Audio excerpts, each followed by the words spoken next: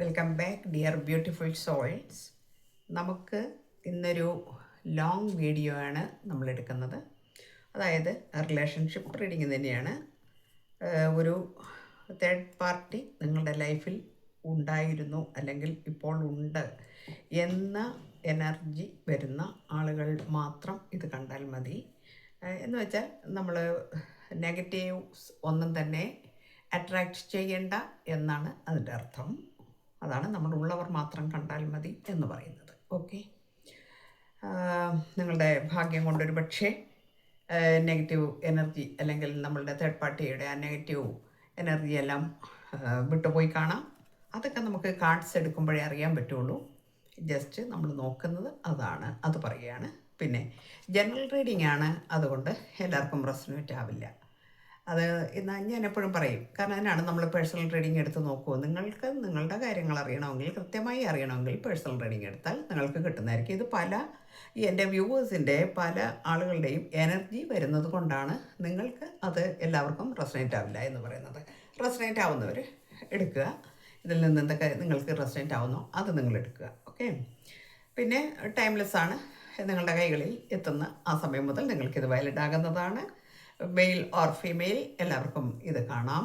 അതുപോലെ തന്നെ നമ്മളുടെ channel like, share, comment and subscribe എല്ലാവരും ചെയ്യണം, മറക്കരുത്. നമുക്ക് റീഡിങ്ങിലേക്ക് കിടക്കാം അല്ലേ. അപ്പം നമ്മൾക്ക് ഫസ്റ്റിൽ നമുക്ക് കിട്ടുന്ന ഒരു കാർഡ് എന്ന് പറയുന്നത്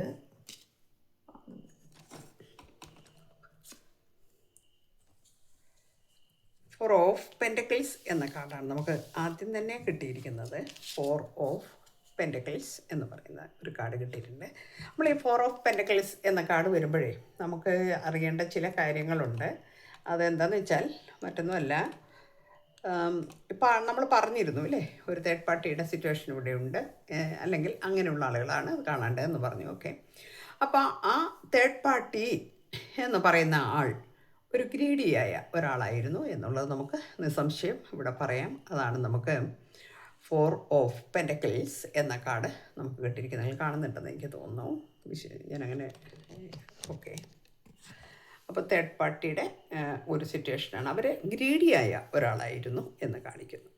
ഗ്രീഡി എന്ന് പറയുമ്പോൾ വളരെയധികം സാമ്പത്തികത്തിൻ്റെ കാര്യത്തിൽ അവർ ഒരു എല്ലാം പിടിച്ചെടുക്കുന്ന, ഇയാളുടെ കയ്യിലുണ്ടായിരുന്ന, അല്ലെങ്കിൽ നിങ്ങളുടെ പാർട്ട്ണർ മെയിൽ ഓർ ഫീമെയിൽ ആരായാലും അവരുടെ കയ്യിൽ ഉണ്ടായിരുന്നതെല്ലാം സ്വന്തമാക്കുന്ന ഒരു പിന്നെ ത്വര ഉണ്ടായിരുന്ന ആളാണ് എന്ന് കാണിക്കുന്നുണ്ട്.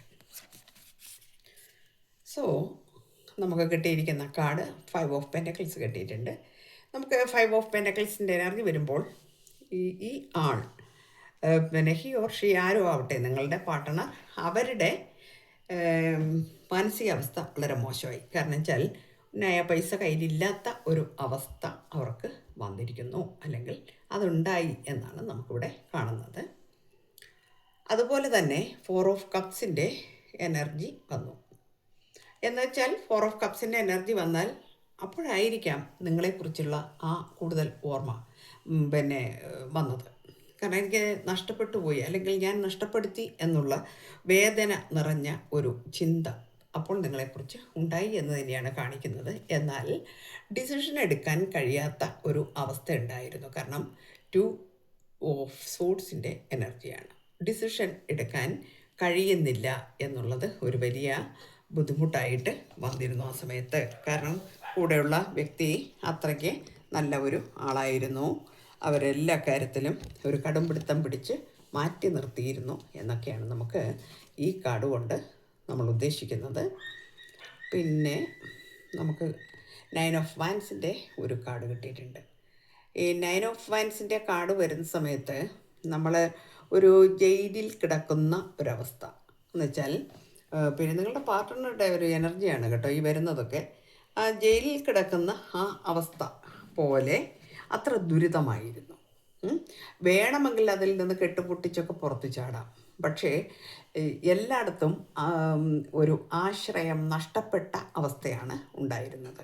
അതുകൊണ്ട് എങ്ങോട്ട് പോയിട്ടും കാര്യമില്ല, അതുകൊണ്ട് ഇവിടെ തളച്ച് തന്നെ തൽക്കാലം ഇവിടെ കിടക്കാം എന്നുള്ള ഒരവസ്ഥയിൽ അതിനെ കെട്ടിപ്പിടിച്ച് അവിടെ ഇരുന്നു. അല്ലെങ്കിൽ അതിൽ നിന്ന് പുറത്ത് കിടക്കാനാവാതെ എന്നാൽ ഉറ്റുനോക്കിക്കൊണ്ട് ഇതിനൊരു അവസാനം വരുമല്ലോ എന്നും നമ്മൾ സ്ഥിരം ഈ ഒരു കാര്യങ്ങൾ മാത്രം നടക്കുക എന്നുള്ളതല്ല, ഇതിനൊക്കെ ഒരു അവസാനം വരും. ആ അവസാനത്തിന് വേണ്ടി കാത്തിരുന്നു എന്നാണ്.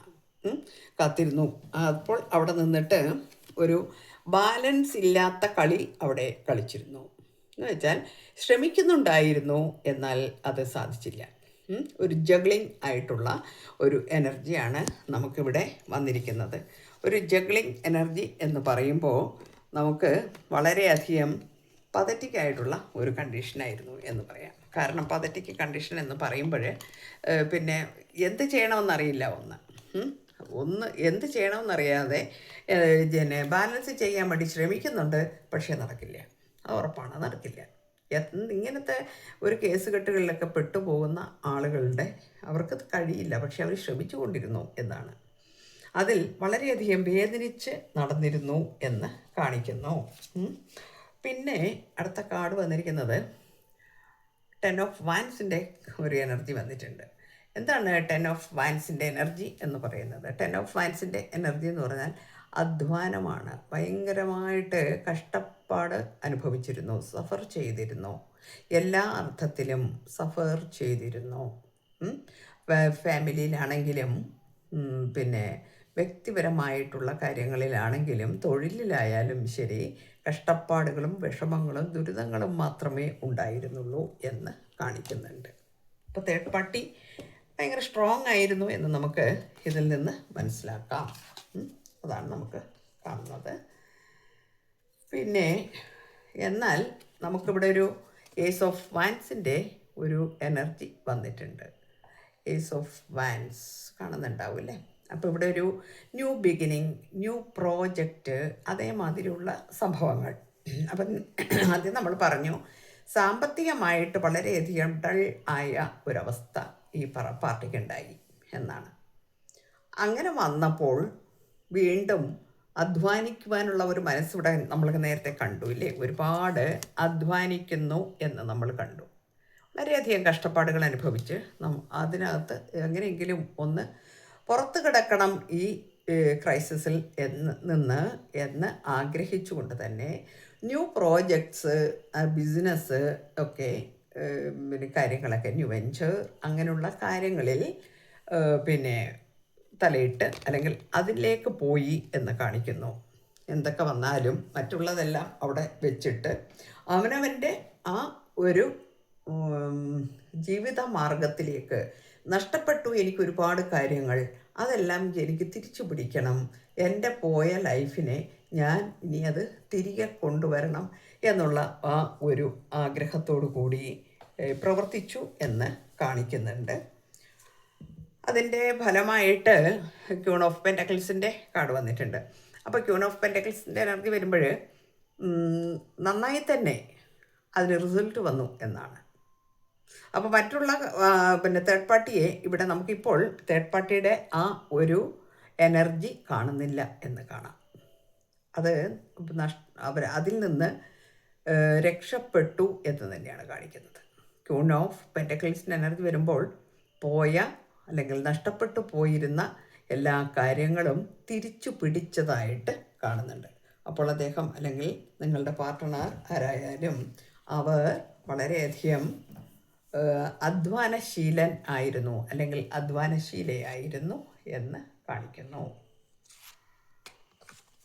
ഇപ്പോൾ ദാനധർമ്മങ്ങൾ ചെയ്യാനും പിന്നെ എല്ലാവരെയും സഹായിക്കാനും ഒക്കെയുള്ള ആ ഒരു അവസരവും വന്ന് ചേർന്നിരിക്കുന്നു എന്നാണ് കാണിക്കുന്നത്. അപ്പോൾ ആഗ്രഹിച്ച കാര്യങ്ങൾ, അതായത് ലൈഫിനെ സെക്യൂർ ചെയ്ത് നിർത്തേണ്ട കാര്യങ്ങളെല്ലാം തന്നെ ഇവിടെ നടന്നിരിക്കുന്നു. അപ്പോൾ നമുക്കിനി നോക്കാം ഇനി എന്താണ് കാര്യങ്ങളെന്ന് നോക്കാം. അപ്പോൾ ഇവിടെ ഒരു കാർഡ് കിട്ടിയിട്ടുണ്ട്. എംപ്രസ്. എനിക്ക് കാർഡ് കാണിക്കാനൊക്കെ ഇല്ല, കുറച്ചിരുന്നുണ്ട്. അപ്പോൾ അതുകൊണ്ട് എംപ്രസ് എന്ന കാർഡ് ഇവിടെ കിട്ടിയിട്ടുണ്ട്.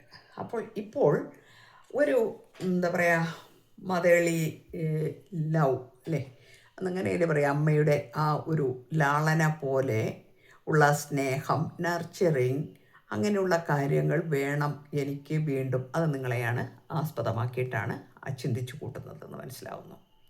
എന്ന് വെച്ചാൽ എനിക്കിതെല്ലാം കിട്ടിയിരുന്നു ഒരു കാലത്ത്. ഞാൻ വളരെയധികം സ്നേഹിച്ചിരുന്നു എന്നെ ഒരു വ്യക്തി. ആ വ്യക്തിയിൽ നിന്ന് ഞാനിതൊക്കെ അനുഭവിച്ചിട്ടുണ്ട്, അതിന് യാതൊരു സംശയവും ഉണ്ടായിരുന്നില്ല. എനിക്കിതെല്ലാം കിട്ടിയിരുന്നു. പക്ഷേ എനിക്കിതെല്ലാം കിട്ടിയിരുന്നു എങ്കിലും ഞാനത് കളഞ്ഞിട്ട് പോയി എന്നുള്ളതാണ്.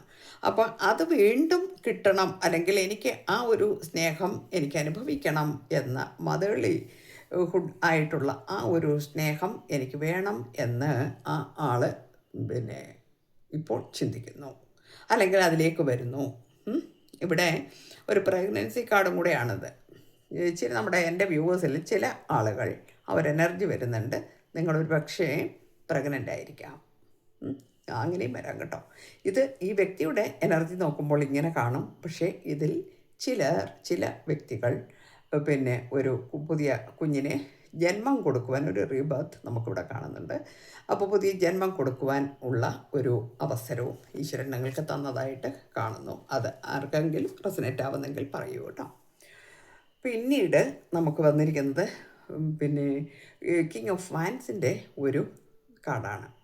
അപ്പോൾ ഈ കിങ് ഓഫ് വാൻസിൻ്റെ കാർഡ് വരിക എന്നൊക്കെ പറയുമ്പം നമുക്ക് ശരിക്കും ഒരു രാജകീയ പദവിയിൽ ഇരിക്കുന്ന വ്യക്തിയെയാണ് കാണുന്നത്. എല്ലാ ഗ്രോത്തും ഉണ്ടായി, എല്ലാ പ്രോസ്പെരിറ്റീസും വന്നു, എല്ലാ അബണ്ടൻസും വന്നു. നഷ്ടപ്പെട്ടു പോയ എൻ്റെ ലൈഫിനെ ഞാൻ തിരിച്ചു പിടിക്കും എന്നുള്ള ആ അഭിവാഞ്ച ഇവിടെ സാധിച്ചിരിക്കുന്നു. എന്നിട്ട് നോക്കിയിരിക്കുന്ന നിങ്ങളെയാണ്.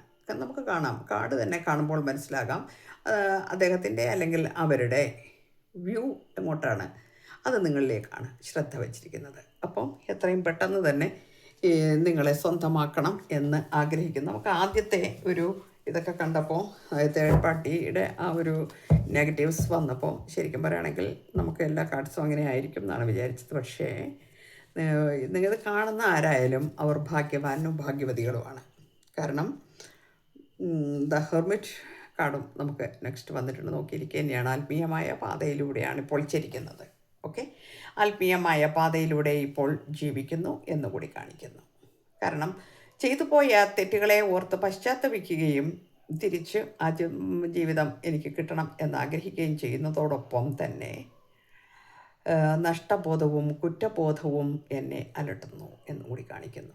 എന്ന് വെച്ചാൽ ഇനി ഞാൻ ചെന്നാൽ എന്നെ സ്വീകരിക്കുമോ എന്നുള്ള ഒരു ഭയവുമുണ്ട്.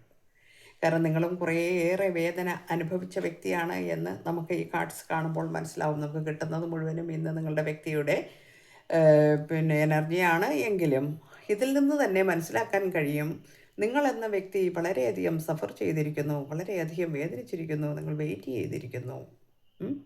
ഇപ്പോൾ ഇദ്ദേഹത്തിന് അല്ലെങ്കിൽ ഈ ആളാരാണോ നിങ്ങളുടെ പാർട്ട്ണർ, അവർക്ക് നിങ്ങളെ നഷ്ടപ്പെട്ടു എന്ന ഒരു ചിന്ത ഉണ്ട്.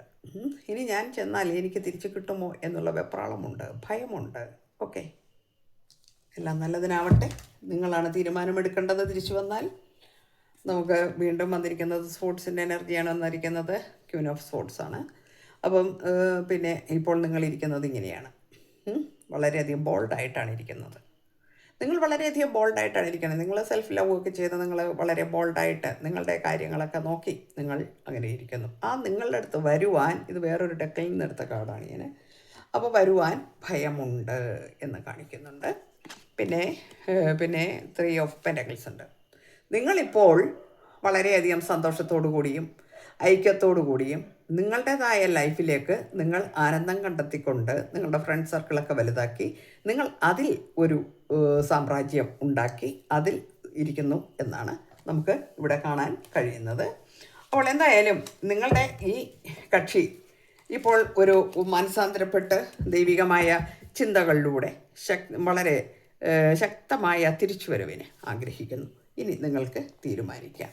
ഇവിടെ കിങ് ഓഫ് കപ്സിൻ്റെ എനർജി വന്നിട്ടുണ്ട്. അപ്പോൾ ശരിക്കും കിങ് ഓഫ് കപ്സിൻ്റെ എനർജി വരിക എന്ന് പറഞ്ഞാൽ എന്താണ്? ശരിക്കും ഇമോഷണലി സ്റ്റേബിളാണെന്ന് പറഞ്ഞാൽ നിങ്ങളെ കയ്യിൽ കൊണ്ടുവരണം എന്നുള്ള ആ ഒരാഗ്രഹത്തിലാണ്. അതായത് നിങ്ങളുമായിട്ടൊരു ജീവിതം വേണം എന്ന് വളരെയധികം ആഗ്രഹിക്കുന്നു, സ്നേഹത്തോടെ കാത്തിരിക്കുന്നു എന്നാണ്. ഓക്കെ, അപ്പം നമുക്ക് നമ്മളുടെ റീഡിങ് ഇവിടെ നിർത്തുകയാണ്. ഒരുപാട് നമ്മൾ സംസാരിച്ചുകൊണ്ടൊന്നും കാര്യമായില്ലല്ലോ. ഇപ്പോഴൊക്കെ കിട്ടിയിരിക്കുന്ന കാർഡ്സ് എല്ലാം നമുക്ക് ആദ്യത്തെ നേറ്റീവ്സ് കഴിഞ്ഞ് കിട്ടിയാൽ നിങ്ങൾക്കിത് വളരെ വളരെ പോസിറ്റീവായിട്ടുള്ള ഒരു കാർഡാണ് വന്നിരിക്കുന്നത്. തീരുമാനം നിങ്ങളുടേതാണ്. ഡിവൈനുമായിട്ട് ആലോചിച്ച് ഡിവൈനോട് പറഞ്ഞിട്ട് നിങ്ങളുടെ ആഗ്രഹം, നിങ്ങൾക്ക് താല്പര്യമുണ്ടെങ്കിൽ അത് മുൻപോട്ട് കൊണ്ടുപോകാം. എങ്ങനെ വേണമെങ്കിലും അത് നിങ്ങൾക്ക് തീരുമാനിക്കാം. ഓക്കെ, എല്ലാവർക്കും നല്ലത് വരട്ടെ. Thank you universe.